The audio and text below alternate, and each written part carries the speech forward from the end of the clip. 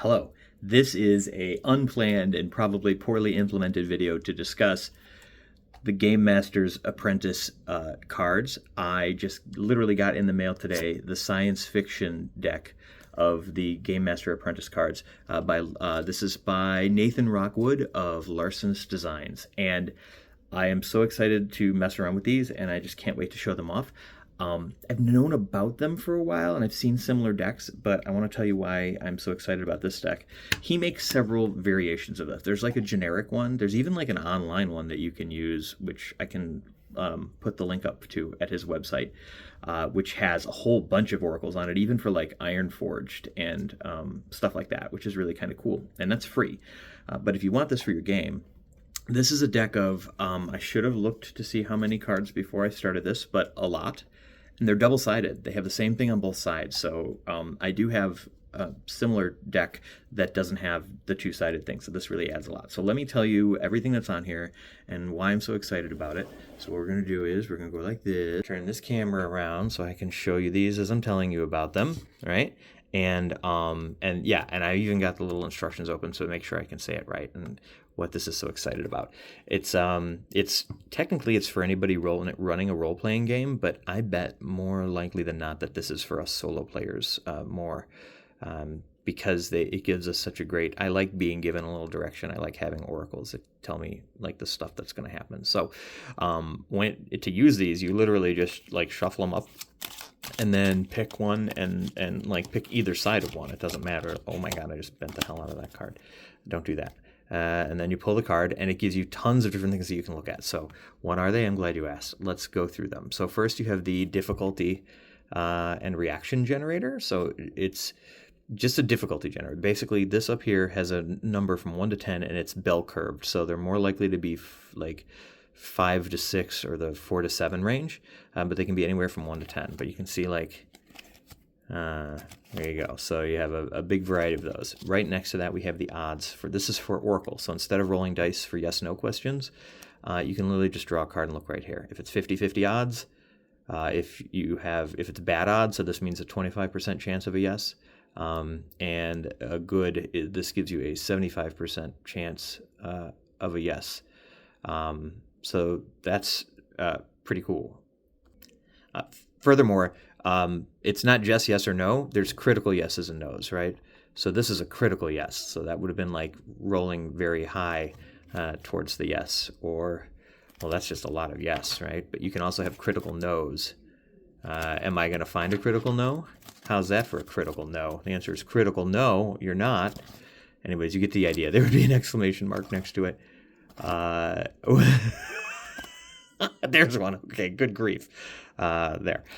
So one of the things that I think is going to be super handy for this is the dice. So obviously, unless you shuffle, over and over again, basically the rules say if you're only using like 1 to 3 cards, you can just keep drawing. But after that, you're going to want to shuffle back in.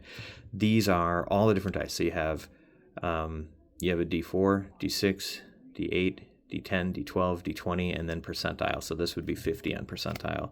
This would be 79 on percentile, right? Because those top two. So basically, just about all the dice you would need. And if you need more than one, you just draw 2. You also have up here, let's just go top to bottom, right? So we have this. These are just elements: earth, air, water, or wind, right? Elemental. It is earth, fire, air, and water. And he actually does have with this, and I'm sure it's in this instruction thing too, but for a couple extra bucks, if you order this on DriveThruRPG, you can get this little sort of set of instruction cards that come with it. And if you get this, then it'll also give you some information on the elemental symbols, and so aggression and energy, or nurturing and calm. Earth is endurance and stability, so you can use those to sort of help you guide yourself on what things mean. There's also these sweet Norse runes in the top right. He specifically says these are the 24 runes of Elder Firthark, commonly represented in fiction and fortune telling as the Norse runes. They can give you ideas and concepts, and again, if you get this, you'll get a list of all the runes and what they mean, which is really dope. if you want just like another element of random generation. Okay, moving on. We have the random event generator.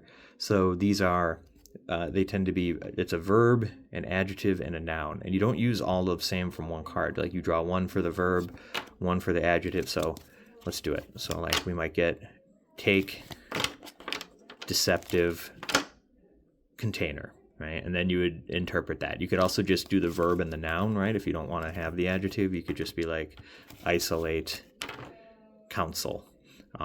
So this is very much like the action and theme table that's in Ironsworn. There's also a fairly good action theme table in Across 1,000 Dead Worlds by Alex T, which is currently my obsession. So yeah, there's like 1.7 million combinations or something he came up with. All right, so we also have sensory snippets. So you have you have what you hear, what you see, what you can touch, and what you can smell or taste. So this gives you like a random thing to pull when you need to know what your sensory experience of a room is, which I really like. There's actually a thing called DM Yourself, which is like it was created to be used. Here, hold on.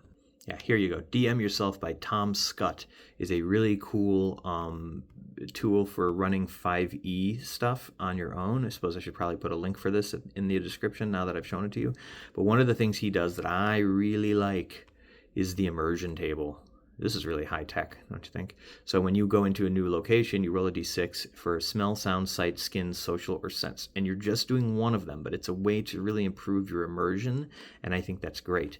So you could go with the way that Tom suggests, which is to just try to decide for yourself what it is that you're experiencing when you walk in, or you can go this route, which really kind of tells you what you hear.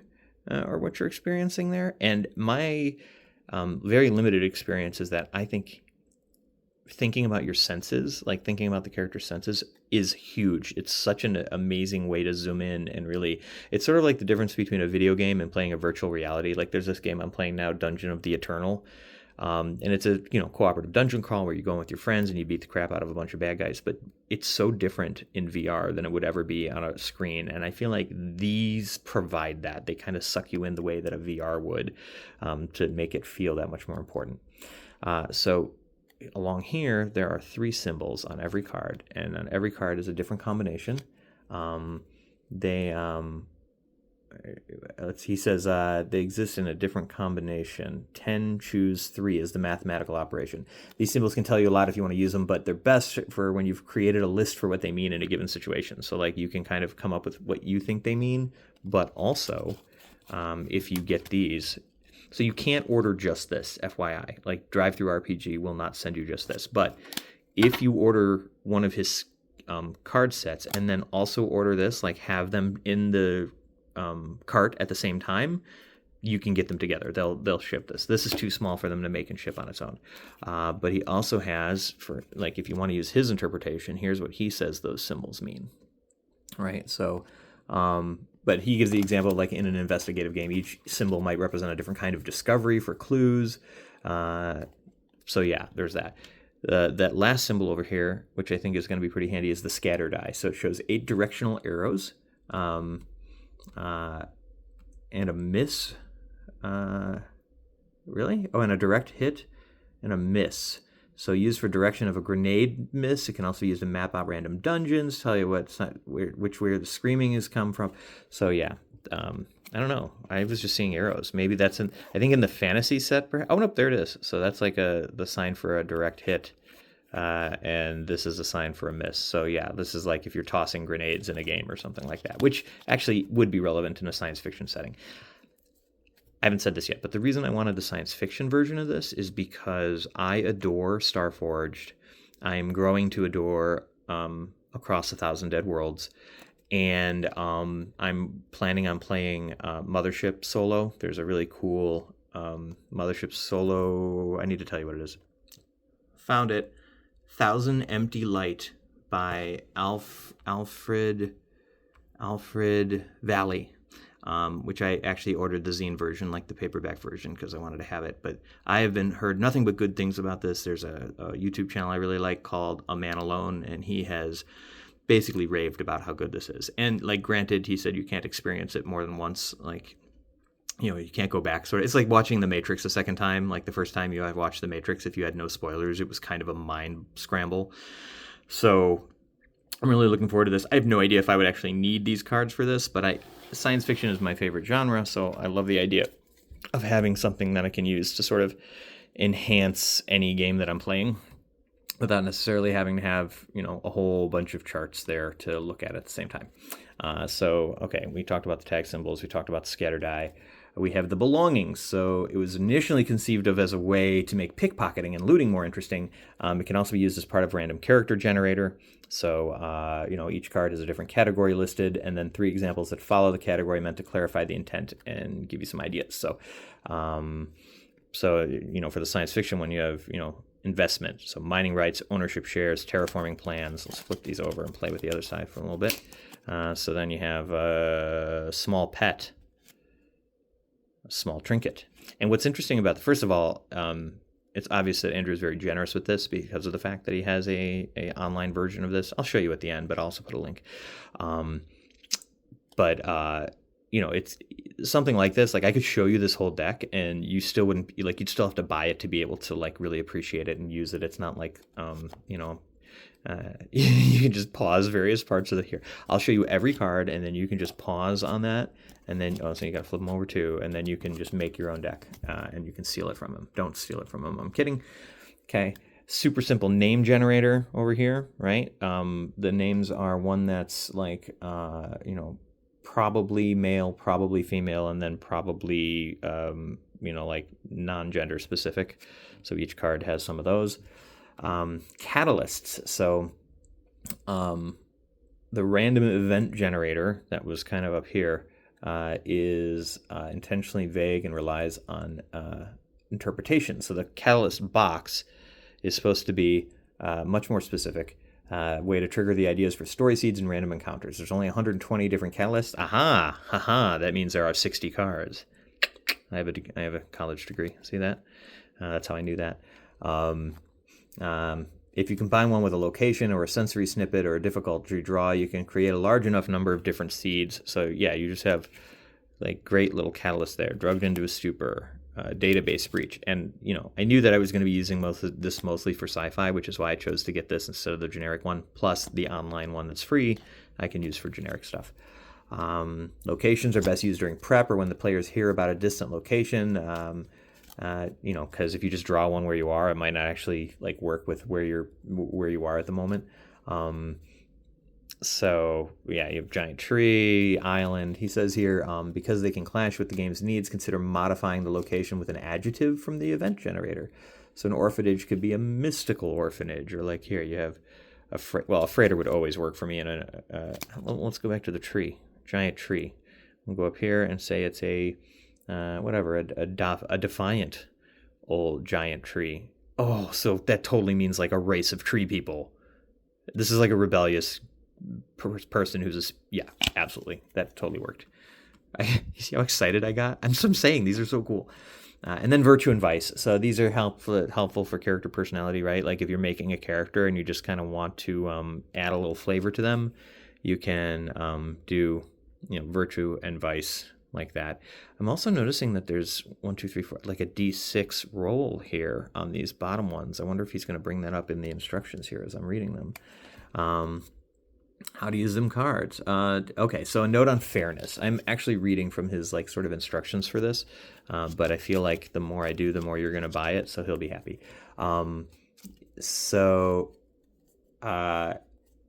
You might be tempted to like redraw cards if you don't get what you want when you're playing solo, and the question of that is that it's cheating. It's a solo game, so if you think that something is happening that's going to spoil your fun or makes you feel like it's completely unfair, then undo it. It's your game. Rules are meant to be a framework, not a cage, right? Like they're supposed to be support, they're not supposed to dampen your fun. Yeah, so if that means every once in a while you decide to do something, that's fine. However, I mean, if you watch my videos, I've actually made videos. This is like the 4th video I've made in 10 years on this channel. if you've watched my videos, my character died in the last one that I made. Like he didn't make it past 3 sessions, and yeah, that's sad. But also, like, if you don't like the idea of your character dying, don't play a survival horror video game. Or well, that too. But don't play a survival horror solo RPG because it's not scary if you can't die. It takes away the scare entirely if there's no way for you to do it. But if that's your jam, like if you don't need that scary, if you just want to play in the game and you want to have like Hail Marys, or like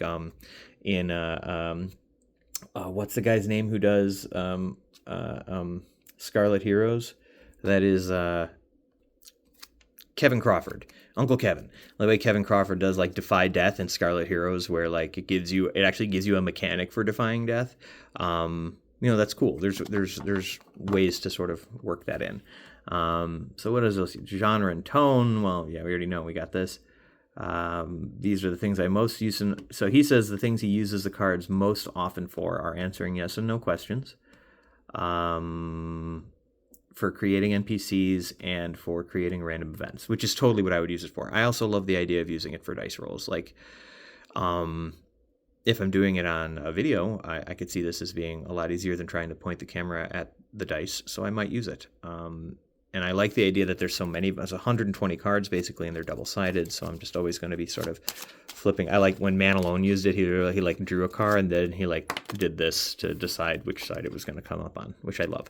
No, I'm not going to sleeve them. Yes, they are going to get beat up, and no, I don't care. Like, I don't like worrying that much. I don't want to. I would spend twice as much on sleeves as I did on the deck itself. I could literally just buy a new deck if they get that beat up. So, and they will, my friend, they will. So the last thing I think is worth mentioning is that when you buy this on DriveThruRPG, whether you just get the PDF, I think these are absolutely worth spending the money to get them printed out. Oh man, you gotta focus. Come on, you gotta work with me, please. Okay. So one of the things you also get is the GMA Sci Fi Adventure Guide. So basically, it helps you to construct a story. Like it gives you frameworks and it gives you a little system. It's like 23 pages, and this is included. And I think this is an amazing thing to include. And it's very clear. If you actually look up this guy on the intranets and poke around, you'll see that he's a teacher. Nathan Rockwood, he's a teacher, and he teaches, I think, like either storytelling or game design. And it's very obvious that he cares about helping people to find stories and tell those stories. So it's not just about like, hey, I made this generator and I'm selling it online. It's very much about this generator can help us as a mean to an end. All right, the last thing I'm going to do is I'm going to show you the online version of this before I go. Let's see. GameMaster's Apprentice. Hold on. I'll find it. Okay, here's the website for Larcenous Designs. Steal, Play, Learn. All right, we're going to go to the Portal Tarot. Oh, the Portal Tarot. Yeah, see, this is cool. He's got like these like tools on his website to help you out. But he also has, let's hit the info button. It is, his name is Nathan Rockwood. Okay, yeah, that's our guy right there. But also on here is the GM's Apprentice. It says JamesTurnerOnline.net. I don't know who that is. Should I not be showing you this? JamesTurnerOnline.net. Front-end developer. Oh.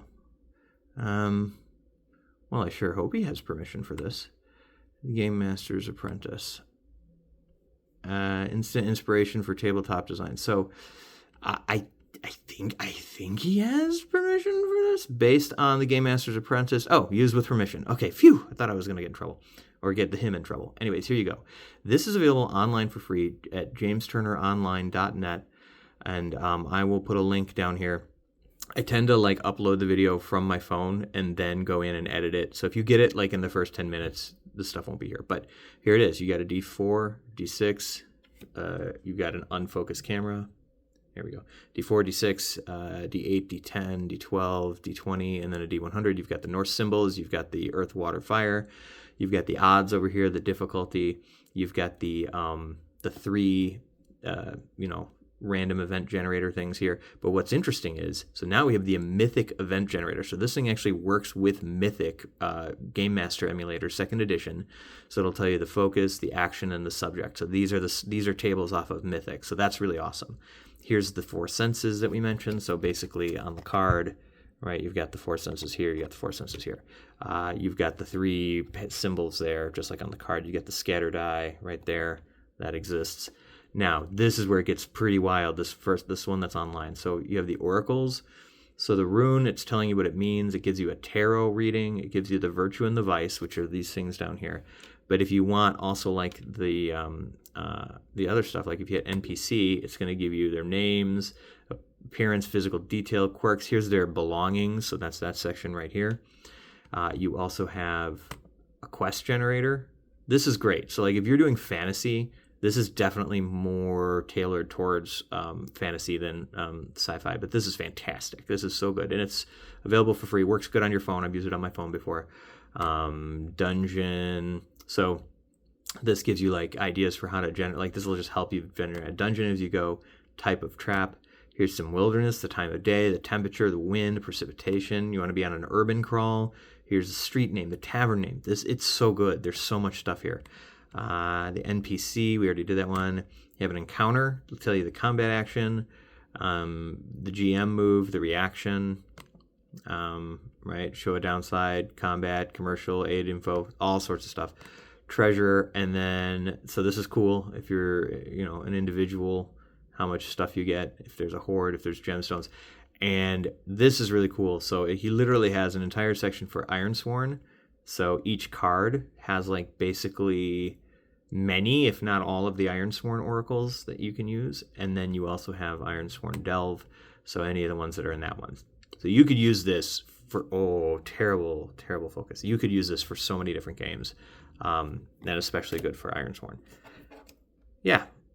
So there you go. I will put links to all of this stuff in the description down below, and I actually will. Have you noticed how many times people on YouTube say they're going to put links in things and then don't put links in things? I find it irksome. But yeah, I will put the link I will try to put the link for this. I will also try to find the specific one for this so you can find both, and I'll put the link for James Turner's website that has the Oracle generator on there. I will put the link for DM Yourself, because I mentioned that, and the sensory oracle that I think is really cool. And what the hell, I'll put Scarlet Heroes up there too, so you can read about, you have to buy it to read it, but Scarlet Heroes is considered one of the seminal solo RPG tools that you can get your hands on, so I'll put that up there too. And have you noticed I'm looking at the screen instead of at the camera? I'm horrible at that. And yeah, that's that. So I had a client cancel on me, and I had a little time, and I just got this, and I was so excited, so I wanted to show it to you. Get yours today. All right, see you later. Bye.